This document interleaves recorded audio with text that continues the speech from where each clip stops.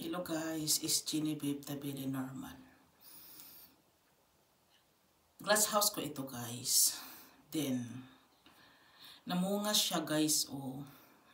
Hindi na ako magtataka why there is fruits.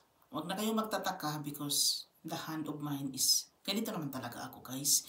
Yung tatay ko, makatanim naman talaga yun. Maganda naman yan, Ginny Babe. Hindi ko akalain na makatanim talaga ako ito, ganito. Ang hilig ni Frank magpalit ng mga ganito mga klaseng chili talaga guys. Gusto ko silang mahinog dyan. Kasi yung pinaka-finishing niya, yung huminog ka talaga dyan. Iwan ko ba? Basta ako nagtanim, tumubo na sila ganito, may tumulong siguro, iwan ko. Tanungin ko si Joe. Ito din. No, yan.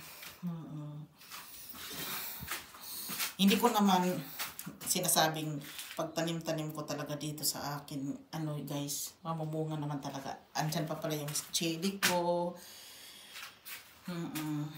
Hindi naman ako farmer talaga. Yung akin lang, yung gusto ko din na mabuhayan ako. Yung hindi ko proud, hindi talaga ako, yes, I'm a farmer in Sweden too. Like Kuti, hindi naman ganun. Yung sa akin, more on ako sa bulaklak talaga guys.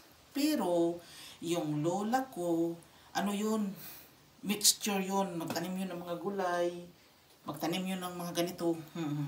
Hindi ko sukat akalain, mamunga na itong mga kamatis ko dahil una pa lang, nagtanim na ako, hindi pa nag-March. Namatay, nabuhay, namatay. Iwan ko ba, napakagulo kaya dito magtanim sa bansang ito. Pero and thank God, I surviving sa mga ganito. Oo, akala nyo lang ha, madali mag-farmer ha, magtanim-tanim. Tapos away-awayin nyo talaga sila Kuti. Iwan ko, hindi ako naglay ha. This is mine too. Doon sa baksis sa asawa ko yun. Ito naman sa akin, sa loob ng glass house na ito. Hindi na siya maganda. Maatak-atak siya ha. Pero, may mga nabubuhay. Dito na lang ako. Maraming salamat. Bye.